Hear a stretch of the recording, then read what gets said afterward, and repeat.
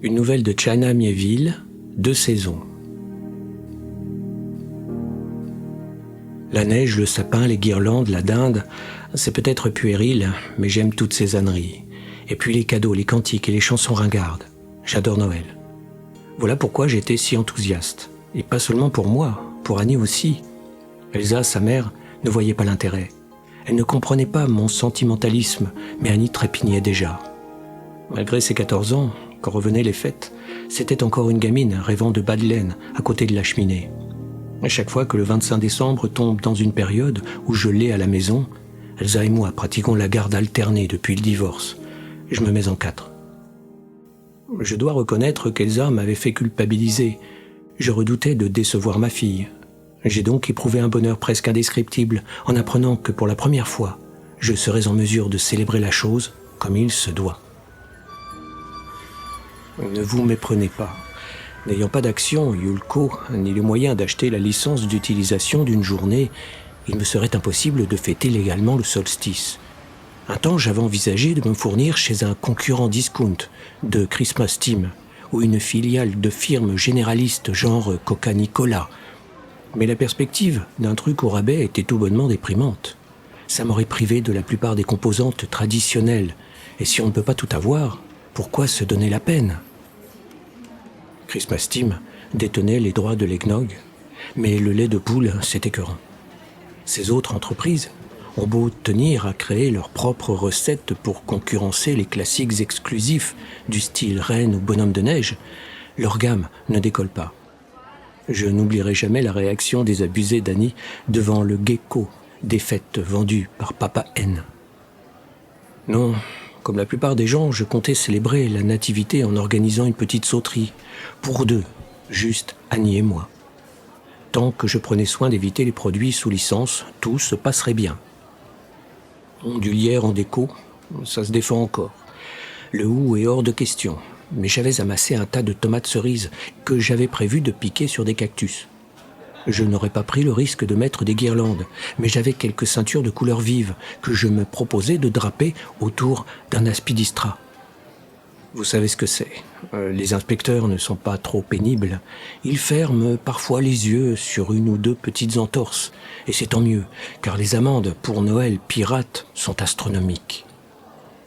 J'avais donc préparé tout ça quand un truc extraordinaire s'est produit. J'ai gagné à la loterie.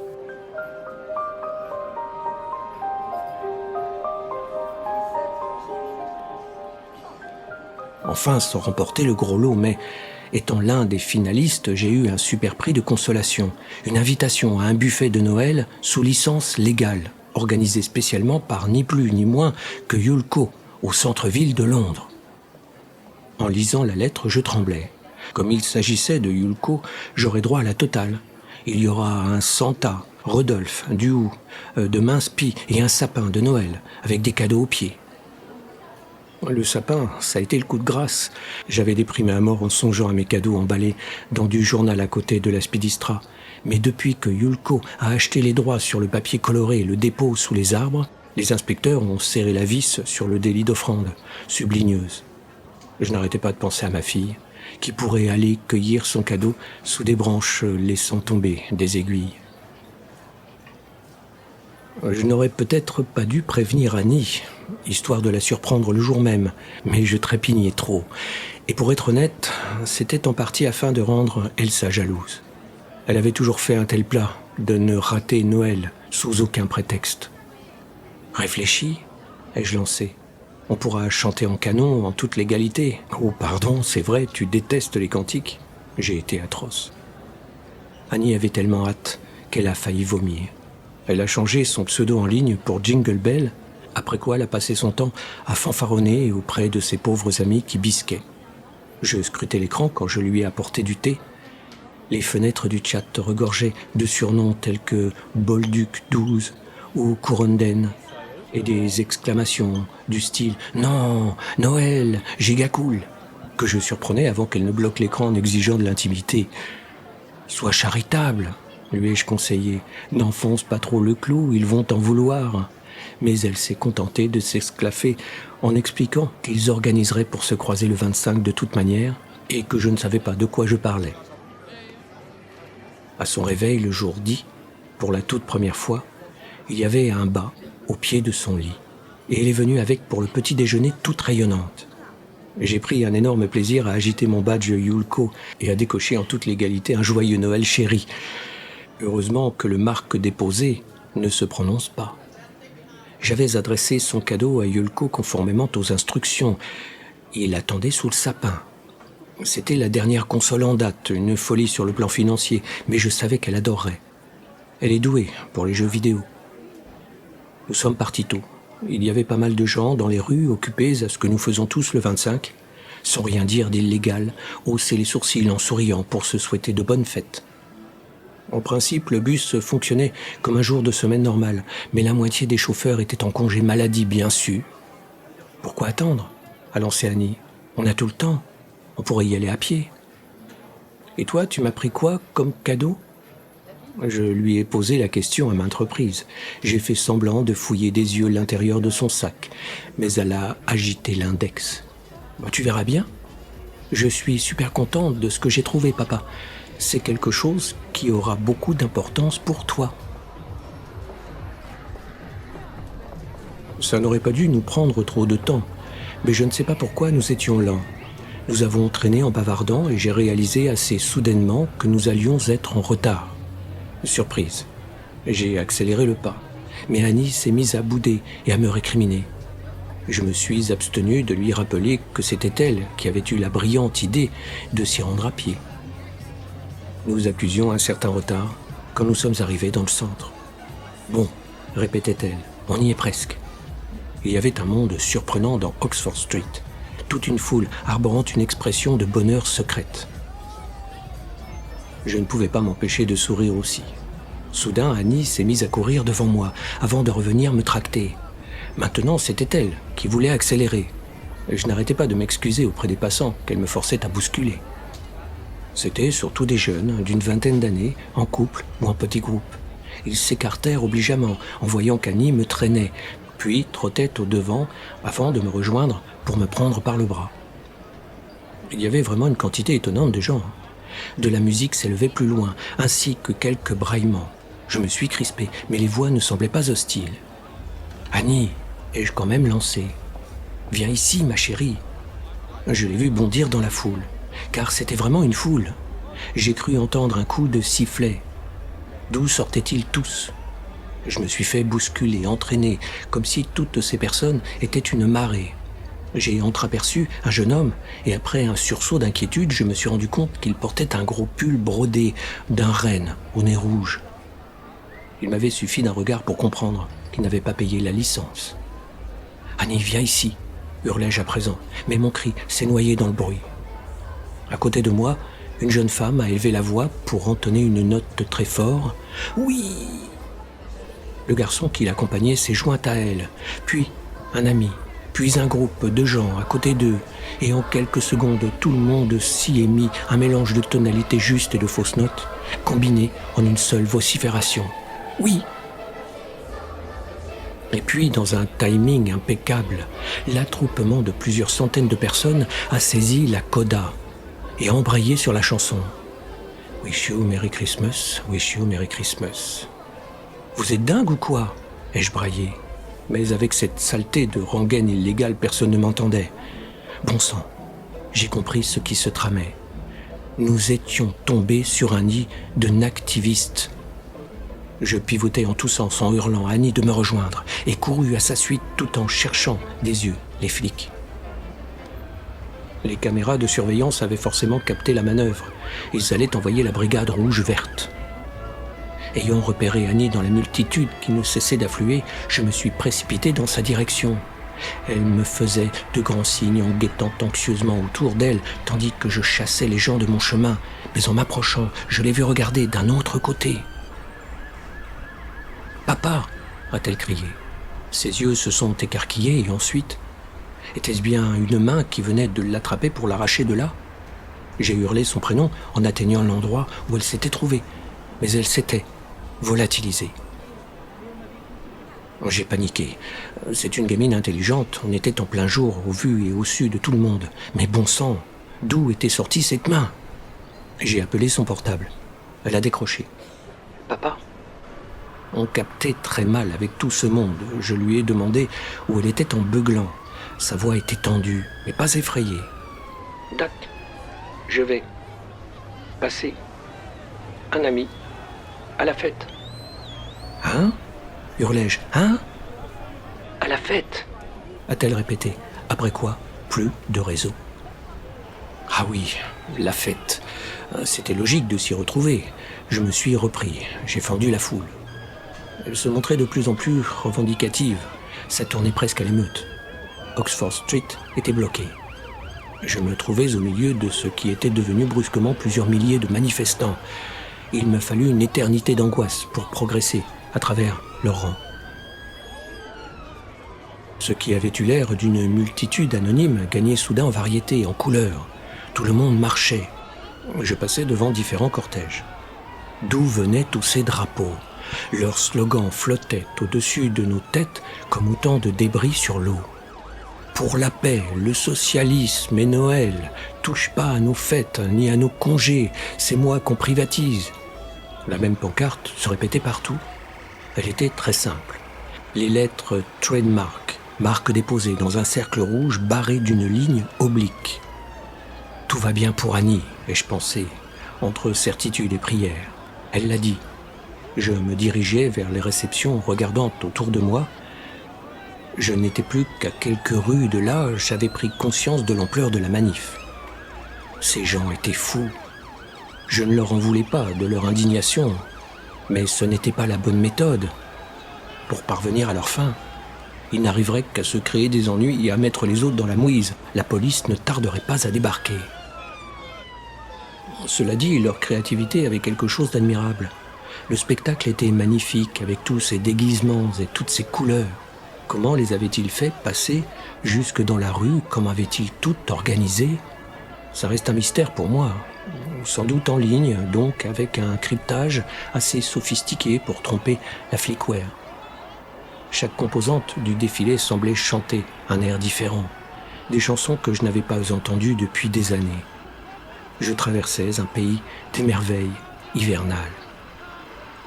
J'ai longé un contingent de chrétiens portant tous des croix et psalmodiant des cantiques. Juste devant se tenait un groupe de gens mal habillés qui vendaient un journal gauchiste et portaient des pancartes à l'effigie de Marx. Ils l'avaient affublé d'un bonnet rouge à pompons blancs. Ils chantaient, pas très bien. J'ai rêvé d'un Noël rouge. Nous étions à présent à côté du grand magasin Selfridges, où un attroupement s'était formé près des vitrines. Elle présentait l'assortiment habituel de parfums et de chaussures. Les manifestants se consultèrent du regard avant de se tourner à nouveau devant la devanture. Quelques personnes contemplaient cette scène inusitée depuis une rue latérale. Voir des chalands ordinaires m'a ramené brièvement à la réalité. J'avais l'impression qu'il n'y avait plus que des protestataires en ville. Je savais ce que se disaient les clients interloqués du Selfridges. Ça leur rappelait une vieille tradition, ou plutôt, la leur évoquait, car certains étaient manifestement trop jeunes pour avoir des souvenirs de la vie d'avant le code de Noël. S'ils refusent de nous accorder nos vitrines, a beuglé une femme, on va devoir assurer pour eux. Ils ont tous tiré des marteaux de leurs blousons. Mon Dieu, le verre a volé en éclats. Non, ai-je entendu hurler. C'était un homme en manteau de laine chic. Une partie des manifestants avait l'air horrifiés. Ils ont abaissé leurs banderoles qui annonçaient « Les travaillistes avec Noël ». Nous sommes tous d'accord sur le fond, mais nous ne pouvons pas cautionner la violence. Sauf que personne ne lui prêtait attention. Je m'attendais à ce que les gens volent des marchandises, mais ils les ont juste déblayées avec le verre brisé. Ils ont placé des objets dans les vitrines, de sacs de leurs poches. Ils tiraient de petites crèches, des Santa Claus en papier mâché, des cadeaux à l'emballage gai, du hou et du gui, qu'ils éparpillaient pour en faire grossièrement un étal. Je continuais d'avancer, un homme s'est mis en travers de mon chemin. Il faisait partie d'un groupe de types bien habillés en lisière de la foule. Il m'a donné un tract avec un sourire en coin. Institut de la pensée marxiste vivante. Pourquoi nous ne participons pas à la marche de Noël? Nous constatons avec atterrement jusqu'à quelle tentative pathétique peut aller la vieille gauche pour faire revivre cette cérémonie chrétienne. L'idée que le gouvernement a volé notre Noël révèle de la culture de la peur qui prévaut actuellement et que nous rejetons. Il est temps de procéder à une réévaluation qui dépasse les notions de gauche et de droite pour faire appel à des forces dynamiques qui revigoreront la société. Le mois dernier, encore, l'IPMV a organisé une conférence à l'ICA sur l'obsolescence des grèves et sur l'intérêt social de la chasse. Je ne comprenais rien à ce charabia, un battement saccadé d'hélices d'hélicoptères. Oh merde, ai-je pensé, les voilà. Attention, a lancé une voix dans des haut-parleurs au-dessus de nous. Vous contrevenez à l'article 4 du Code de Noël. Dispersez-vous immédiatement ou nous procéderons à votre arrestation. Une scansion s'est élevée. Au départ, je n'arrivais pas à distinguer les paroles, mais il n'y eut bientôt plus de doute. Quel Noël ? Notre Noël, Noël à qui ? À nous ? Ça ne fonctionnait pas très bien comme slogan. J'ai croisé un groupe que j'ai reconnu pour l'avoir vu aux infos, des féministes radicales, activistes vêtues de blanc, avec des carottes dressées à hauteur du nez. Les bonnes femmes, de neige. Un gars qui m'arrivait aux hanches m'a dépassé au pas de course en jetant des regards alentour. Il marmonnait tout seul. Trop grand, trop grand. Puis il s'est mis à hurler. Tous ceux qui mesurent moins d'1,50 m venaient tâter de la magie de Noël avec les petites mains de Saint-Nicolas. Un autre homme de petite taille s'est mis à l'engueuler, furieux. J'ai capté les mots blagues et dégradants. Les gens mangeaient du pudding de Noël, des découpes de dinde. Ils avalaient même des choux de Bruxelles par principe. Ah, Vienne, ce jour béni, m'a hurlé à l'oreille un païen convaincu en me tendant un tract exigeant qu'une fois ces fêtes renationalisées, on les appelle Saturnales. Il a été balayé par un groupe de danseurs et de danseuses classiques, musclés en tenue de fées dragées et de casse-noisettes.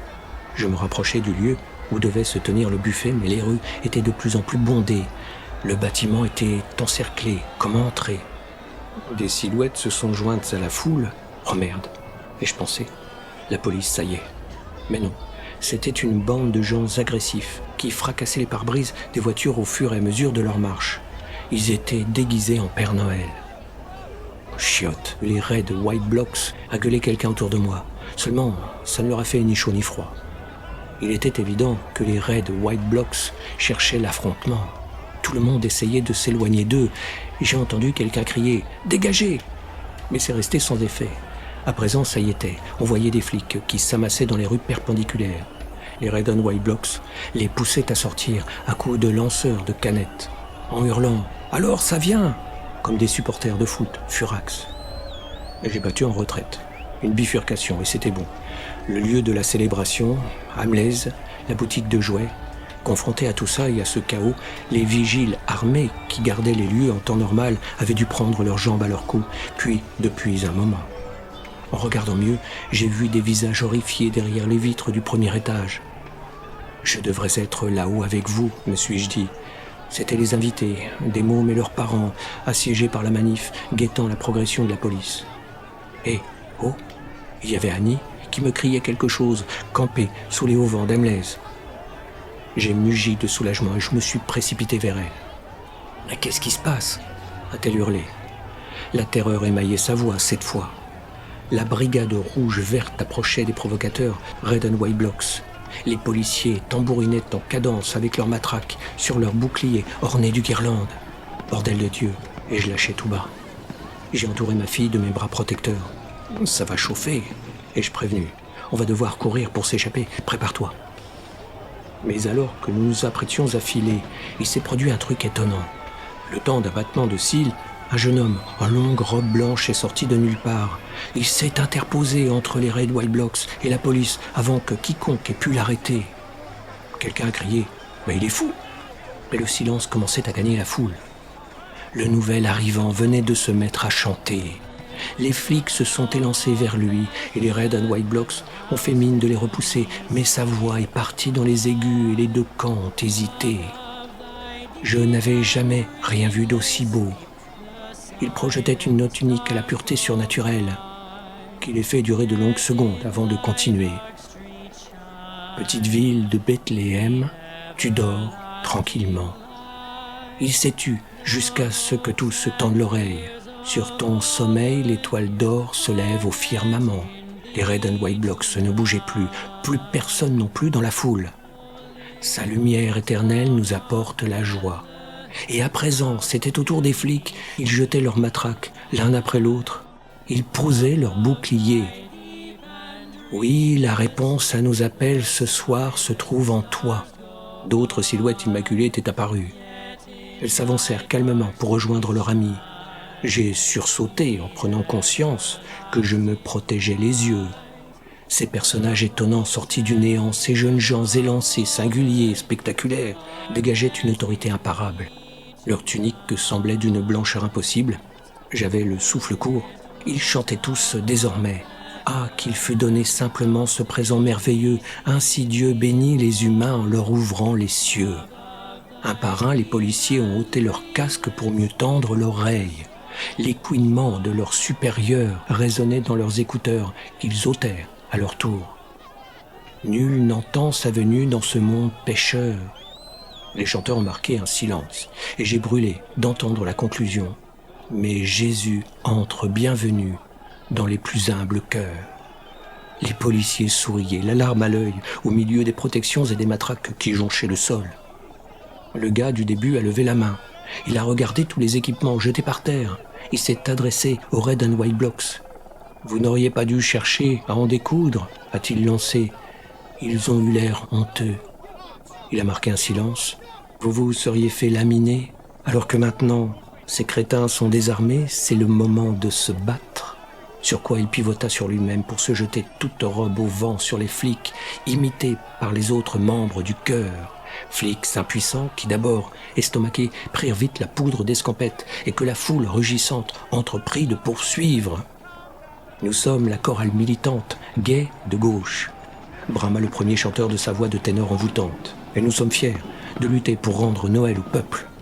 Et il conclut par un « réenchantons nos vies, mettons-y tous nos cœurs », aussitôt repris par ses camarades. Le miracle de Noël, a lancé Annie. Je me suis contenté de la serrer dans mes bras jusqu'à ce qu'elle se mette à grommeler. « C'est bon, papa, lâche-moi !» Derrière moi, la foule braillait, envahissant les rues latérales.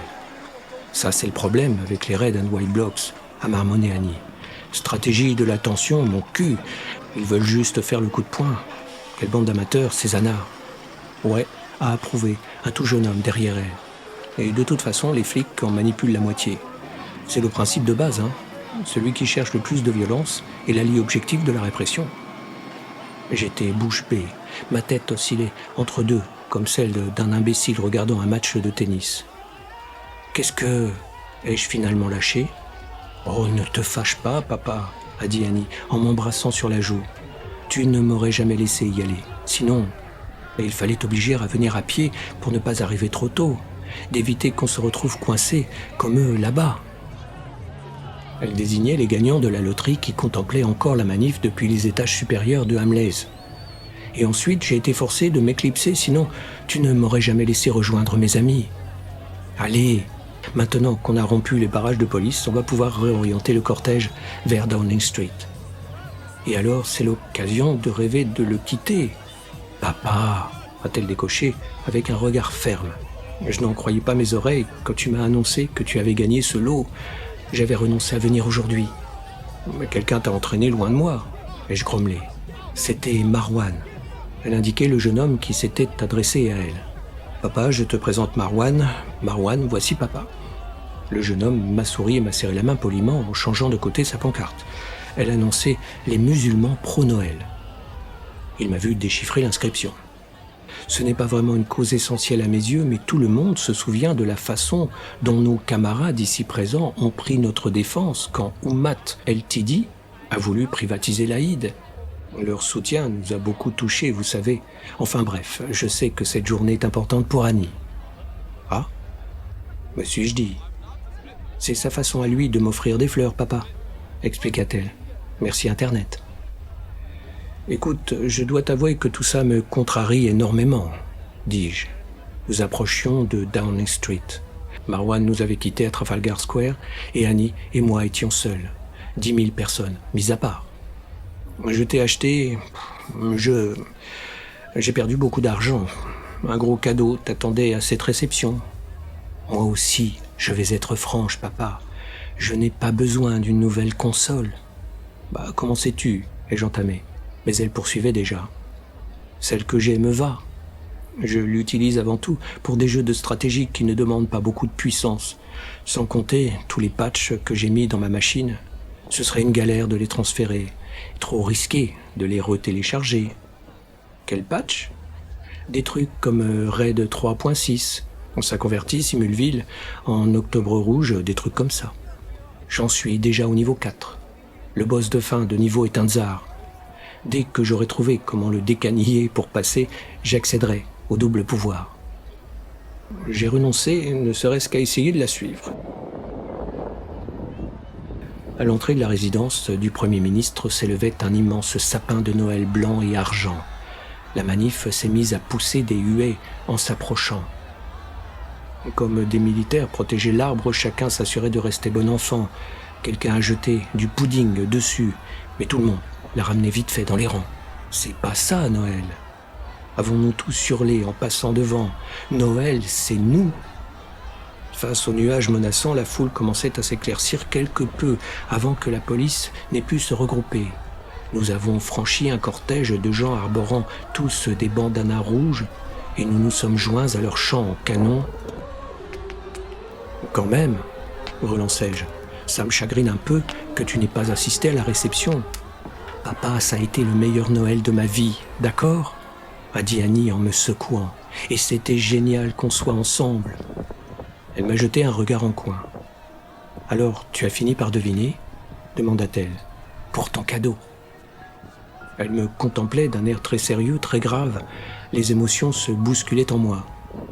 J'ai songé à tout ce qui s'était passé ce jour-là et à mes réactions, ce que j'avais vécu et vu, à quoi j'avais participé. J'ai pris conscience que j'étais quelqu'un de bien, une révélation étonnante. Ma foi, ai-je hésité. Oh oui, je crois. Merci, ma chérie d'amour. Hein? A-t-elle dit. Tu as deviné? Merde. Et elle me tendit un petit cadeau. C'était une cravate.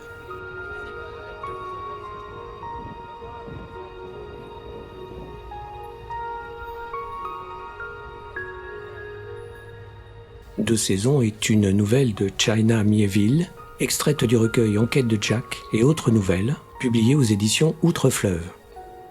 Narration, réalisation sonore et musique, Eric Hansen.